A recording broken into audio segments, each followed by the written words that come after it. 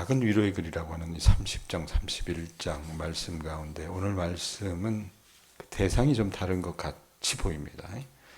15절 한번 보세요. 여호와께서 이와 같이 말씀하시니라. 라마에서 슬퍼하며 통곡하는 소리가 들리니 라헬이 그 자식 때문에 애곡하는 것이라. 그가 자식이 없어져서 위로받기를 거절하는다. 이게 무슨 말입니까? 라마에서 들려오는 어떤 슬픔의 통곡을 그리고 있는데 라마라고 하는 지명은 어느 지명이냐면 예루살렘에서 북쪽으로 한 7에서 9km 정도 떨어진 곳이래요. 근데 라마 주변에 보면 다 이 북이스라엘과 관련된 지명들이 가깝습니다. 예를 들면 베델보다 약간 남쪽에 있는 곳이 라마고요. 또 호세아서라고 하는 예언서가 있어요. 호세아서에 보면 라마는 베냐민 지파, 그러니까 북이스라엘의 대표적인 지파가 몇몇 있잖아요. 그 베냐민 지파의 대표적인 성읍으로 언급이 됩니다. 그 남유다와 북이스라엘 사이의 갈등의 중심에 이 라마라고 하는 지명이 항상 이렇게 존재했다 그래요. 그렇게 보면 이 라마의 곤경이 국가 분쟁이나 위기와 결부되어 있다는 것을 우리가 어림짐작할 수 있습니다. 그리고 또 이제 우리가 읽진 않았지만 예레미야 40장 1절에 보면 바벨론이 예루살렘을 함락을 해요. 예레미야가 그걸 다 지금 보면서 예언을 하는 거잖아요. 하나님께서 예언하게 해주시는 건데 이제 완전히 한 1년 동안 어떻게 성을 딱 쌓고 완전히 씨를 말려 죽이는 그냥 완전히 피를 말려 죽이는 그런 작전을 한 다음에 예루살렘 성이 드디어 함락이 됩니다. 그럼 어떻게 해요? 사람들 죽일 사람 죽이고 수많은 사람들을 포로 끌고 가야 될 거 아닙니까? 끌고 갔을 때 예레미야도 어떻게 해요? 포로를 끌려갔습니다. 같이. 가다가 바벨론 당국자들이 예레미야를 보면서 호의를 베풀어요. 저 사람이 그래도 이 남유다에 있으면서 이들이 멸망할 것을 얘기하면서 바벨론에게 협조할 것을 얘기했던 그런 예언자다라는 얘기를 듣고 아하 괜찮은 사람이구나 라고 생각을 해서 호의를 베풀어서 풀어주었던 곳이 어디냐면 라마입니다. 라마. 왜 자꾸 이 라마 이 얘기들이 나오잖아요. 그러니까 유다 어떤 그 포로들을 바벨론으로 끌고 가기 위한 중간 직별지가 이 라마이기도 했다고 말입니다. 자, 그런데 그 라마에서 뭐가 있었다 그래요? 보면은 라마에서 슬퍼하며 통곡하는 소리가 들렸다고 합니다. 생각을 해보세요. 처량하게 쇠사슬을 팔과 발에 차고 그렇게 자기 고국을 떠나가야 했던 그 동포들을 보면서 예레미야가 느꼈을 그 슬픔 굉장히 컸었을 거라고 말입니다. 자, 그런데 이 라마라고 하는 지명만 나오는 게 아니라 거기 누가 나와요? 보면 라마에서 슬퍼하는 통곡 소리가 들렸는데 왜 들렸느냐? 그런데 어떤 여자 이름이 나와요. 뭐라고 얘기합니까? 라헬이 그 자식 때문에 애곡하는 것이라, 슬피 우는 것이라. 라헬 누군지 아세요? 라헬? 누굽니까? 요셉의 엄마잖아요. 라마와 라헬을 어떻게 연결 지을 수 있을까? 자, 좀 전에도 얘기했지만 이 라마라고 하는 곳 북이스라엘이 어떻게 보면 가장 중요한 지명 가운데 하나라 그랬는데 창세기 35장 19절에 보면 라헬이 죽음에 에브랏 베들레헴 길에 장사되었다라고 하는 표현이 나옵니다. 이 내용이 나오는데 이 에브랏이 좀 전에 얘기했던 라마가 베델에서 가깝다 그랬죠. 북이스라엘의 어떤 그 주요 상징적인 도시 중에 하나. 이 라마가 베델에서 가까운데 여기 베델에서 가까운 또 도시가 어디였냐면 에브랏이에요. 에브랏. 이 라마나 에브랏이나 이 베델이나 다 근처에 있는 도시였다고 말입니다. 그렇게 보면 베델과 베들레헴을 잇는 길에 있는 에브랏 근처에서 라헬이 여러분 창세기에 보면 어떤 일이 있습니까? 라헬이 요셉의 동생 베냐민을 낳다가요 죽어 장사되는 어떤 기사가 나옵니다. 그리고 자꾸 이제 헷갈릴 수 있는데 이 지명을 가지고 이런저런 얘기를 하는 이유가 뭐냐면 이 라마 근처에 사무엘의 어머니 한나가 사는 곳도 어디였냐면 이 라마의 근처였습니다. 자, 한나나 여러분 라헬이나 어떤 아픔이 있었습니까? 자식이 그렇게 많지 않았어요. 한나도 사무엘을 낳기 이전까지는 아이가 없었습니다. 그래서 그것 때문에 하나님 앞에 매년 실로의 성소에 와가지고 자기 원한, 자기 원통함을 토로했었습니다. 라헬도 여러분 자녀를 많이 낳고 싶어 했지만 요셉 하나 낳고는요 사실은 자녀가 없었어요. 그러다가 베냐민 낳다 죽게 되는 거거든요. 그렇게 보면 이 자식에 대한 어떤 깊은 슬픔이 있다라고 하는 면에서 라헬과 이 한나를 연결지을 수 있다라고 학자들은 얘기합니다. 그러니까 자녀로 인한 고통을 겪는 여인이라는 점에서 공통점이 있다는 얘기입니다. 그렇게 보면 이제 31장과 어느 정도 연결시킬 수 있지 않는가 이렇게 얘기를 해서 이런 기록에 근거해서 예레미야가 라마에서 그리 멀리 떨어지지 않은 곳에 라헬의 무덤이 있었다는 것을 이 사람이 알고 있었다는 얘기입니다. 그래서 라마와 라헬을 연결시키면서 이들이 슬퍼하는 통곡 소리, 애곡하는 그것을 어떻게 해요? 배가시키고 있다는 얘기입니다. 그래서 라마에서 들리는 라헬의 울음은 라헬의 후손들로 이루어진 북왕국 지파의 멸망 또는 포로됨에 대한 눈물과 탄식으로 여러분 우리가 그렇게 생각하면 될 거라고 학자들은 얘기를 해요. 그러니까 라마에서 바벨론으로 끌려가는 동포들을 보면서 예레미야는요 문득 자기들만 망한 게 아니잖아요. 100여 년 전에 누가 망했습니까? 자신들의 동족이었던 북이스라엘도 망했다라고 하는 것을 깨닫고 어떻게 해요? 그것을 회상하고 있는 겁니다. 자, 이렇게 슬픔이 가득해요. 슬픔이 가득해서 모든 인간의 도움이 소용없고 어떤 위로도 도움이 되지 않는 그 상황 가운데 있을 때 16절, 17절에 하나님이 격려의 말씀을 해주십니다. 16절, 17절 한번 보세요. 여호와께서 이와 같이 말씀하시니라. 내 울음소리와 내 눈물을 멈추어라. 새끼가 없는데요. 예? 자식이 없는데요. 그래서 슬퍼하며 통곡하는데요. 뭐라고 얘기합니까? 울지 말래요. 눈물을 멈추라고 얘기합니다. 그러면서 내일의 삭슬 밭을 것인즉 그들이 그의 대적의 땅에서 돌아오리라. 여호와의 말씀이니라. 너희 장래에 소망이 있을 것이라. 너희 자녀가 자기들의 지경으로 돌아오리라. 여호와의 말씀이니라. 자, 눈물 흘리는 라헬을 향한 하나님이 라헬을 향해서 위로하시는데 흩어진 남유다뿐만이 아니라 이전에 100여 년 전에 흩어졌던 북왕국 이스라엘을 향한 그 자식 잃은 어미의 품으로 다시 돌아오게 하시겠다라고 그렇게 말씀해 주시는 거예요. 라헬의 눈물을 닦아주셨듯이 자녀 잃은 어머니들의 눈물도 위로하실 거라고 말씀하십니다. 그러면서 18절 앞부분 보세요. 뭐라고 얘기합니까? 에브라임이 스스로 탄식함을 내가 분명히 들었다라고 얘기합니다. 자, 아까 라마, 그 다음에 여기 또 에브라임이라고 하는 또 다른 인명이 있어요. 에브라임은 여러분 우리가 익히 알듯이 요셉의 둘째 아들입니다. 요셉의 둘째 아들이자 이스라엘 12지파의 하나였던 이 에브라임 지파를 가리킬 때 에브라임이라고 보통 얘기를 하거든요. 그런데 이 에브라임, 이 야곱의 아들이 여러분 12아들이 있었다고 했지만 첫째 루벤은 야곱의 그 첩을 같이 잠자리를 하잖아요. 그래서 저주를 받아요.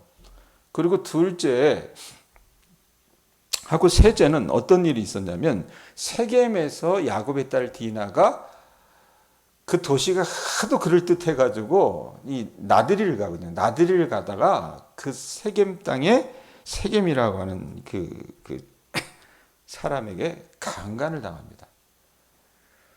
그래서 이 시므온과 레이가 그것을 가만히 보고 있을 수가 없었어요. 그래서 이 일을 우리가 해결해야 된다 그래가지고 그들에게 거짓으로 니네들이 우리와 같이 결혼하려면 이 멀쩡한 성인들에게 할례를 베풀어야 된다라고 얘기합니다. 그러고 나서 어떻게 해요? 도륙을 해버려요. 그래서 첫째, 둘째, 셋째 이 아들들이 소위 말하면 이제 어떻게 보면 이 서열대로 하면은 장자의 어떤 그런 위계 질서를 따라야 되는데 그걸 완전히 다 무너뜨려 버린다 그 말입니다.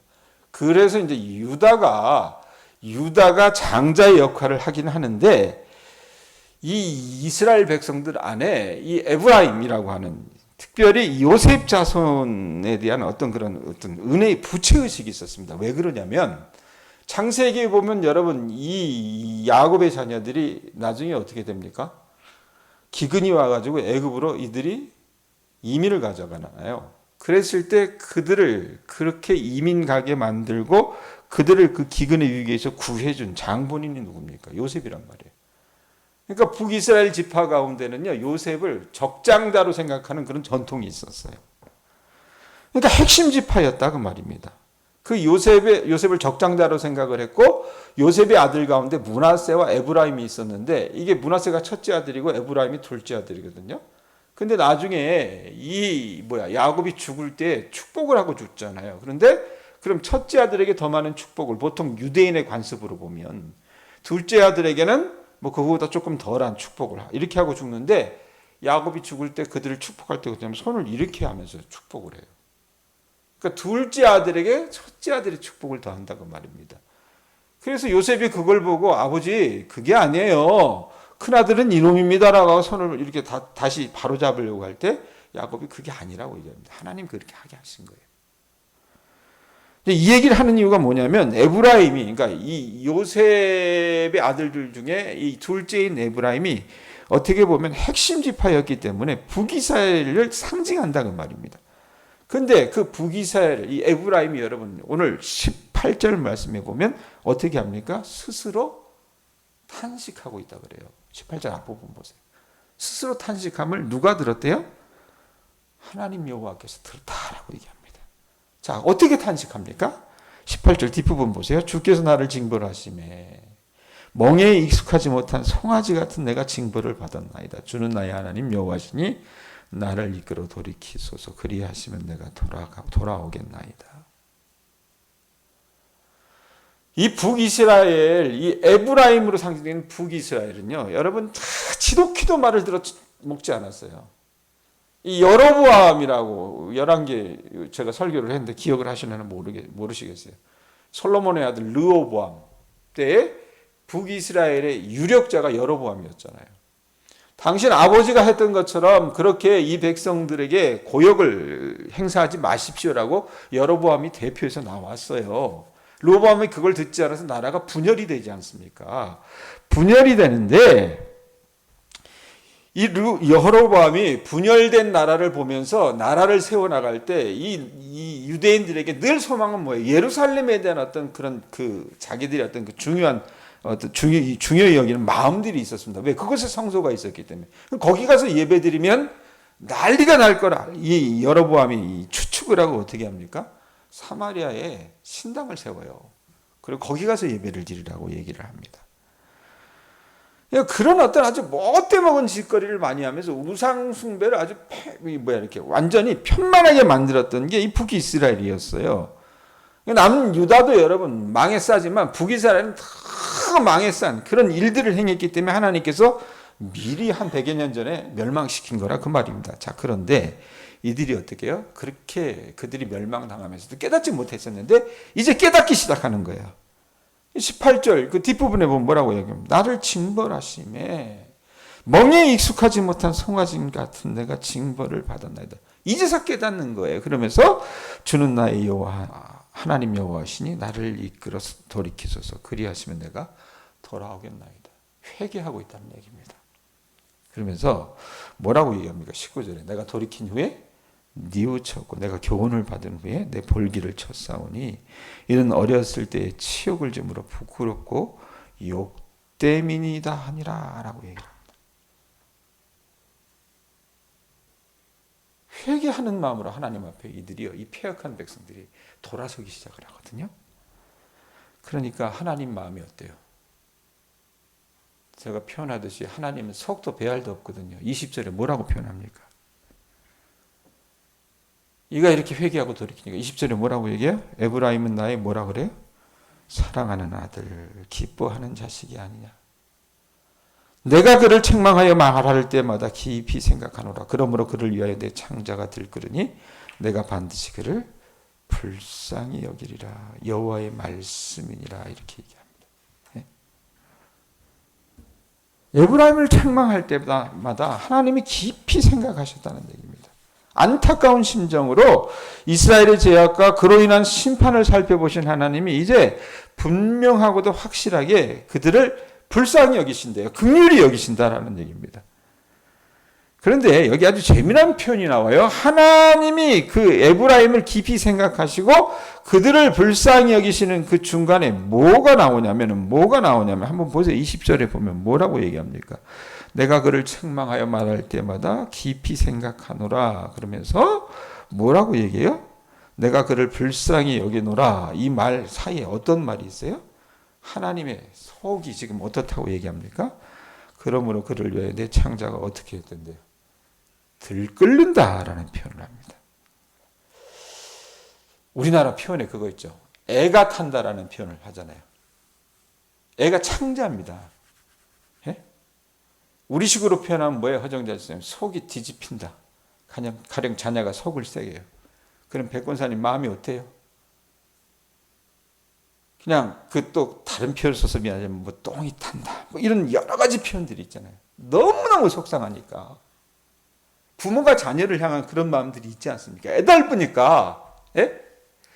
하나님의 마음이 지금 그렇다는 거예요. 하나님이 속을 뒤집으심으로써 에브라임에게 하나님이 어떻게 그들을 불쌍히 여기시면서 이 안에서 속이 타기 때문에 하나님의 구원이 임하게 해주시겠다는 얘기입니다. 죄지은 아들이 어떻게 해요? 회개하고 하나님 앞에서 반성하기 시작하니까 하나님이 어떻게 해요?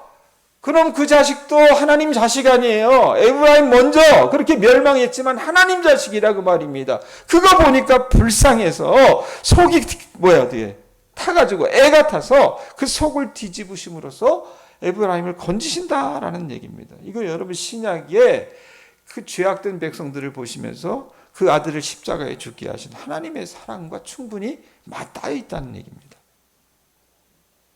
그러니까 오늘 말씀 보면요, 길지도 않고 내용도 뭐 그렇게 장황하지도 않습니다.